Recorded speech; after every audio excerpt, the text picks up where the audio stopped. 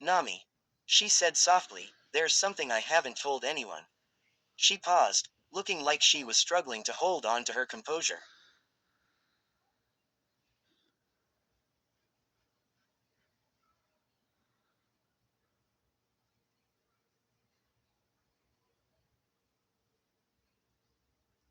Nami saw her eyes look misty. There was a man I was spying on, back when I was in Baroque works. Crocodile wanted him dead, and he wanted me to do it. Nami stood there, listening silently. I had been getting close to him for months, on a mission, and then I really got close to him. In the end, it was all a test, set up by Crocodile, to prove my loyalty. And Robin paused, suppressing a dry sob. I did it.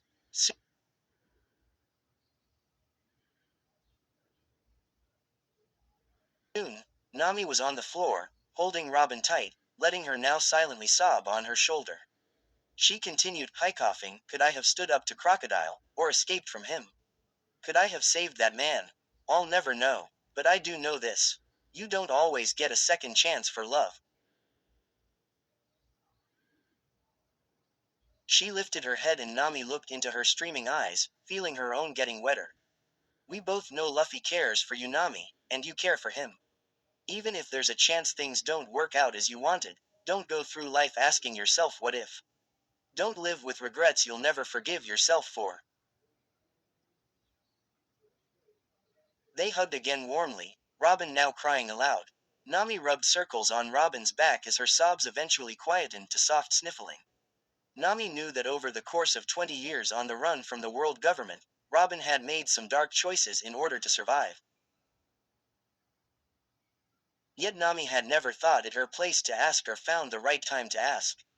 And she was hardly in a position to judge Robin, with her own checkered past working for Arlong. She knew it was hard for her to open up about her past ordeals, and was grateful that she had finally earned enough of Robin's trust to do so she might never admit it to her face. But in the short time since Robin first joined the Mugiwara, Nami had come to love her like a big sister, as much as Nojiko. Nami tried reassuring Robin that she needn't worry about her and Luffy, that she had their particular partnership under control, but just garbled up her words with a lot of, uh. Real smooth Nami, she told herself sarcastically, feeling an embarrassed red tinge flush her cheeks. Robin pulled back from the hug, having regained her composure slightly, gently pressed the vial into Nami's hand, and looked at her, smiling endearingly. We still have 2.5 weeks before we set sail. I won't pressure you to make a choice. Just take this and think about it. Nami, sighing, conceded. Okay, Robin, I will, she said, having found her voice again. After that, they stood up together, hugged once more, and Robin gave her a last watery smile before turning and stepping out of the restroom, rubbing her eyes. Nami stood there a while gazing at the vial in her hand, mulled over everything Robin had said and, against her better judgment, placed the vial inside one of the folds of her kimono. It's not like I'll need it anyway.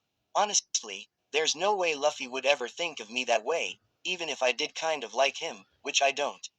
She told herself, slightly less confidently than before. She sighed again audibly and made her way out of the restroom.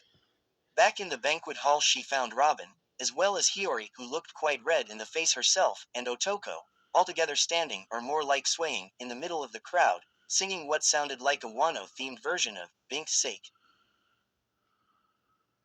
Ever the ready musician, Brook was strumming the tune on a shamisen in time with their singing.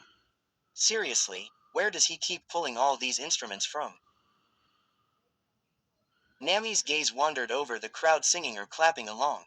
Sanji, having recovered himself slightly, cheered the ladies on again with hearts in his eyes. And then there was Luffy, singing the loudest, still with a mouthful of meat. The sight could have disgusted her, but instead it made her smile.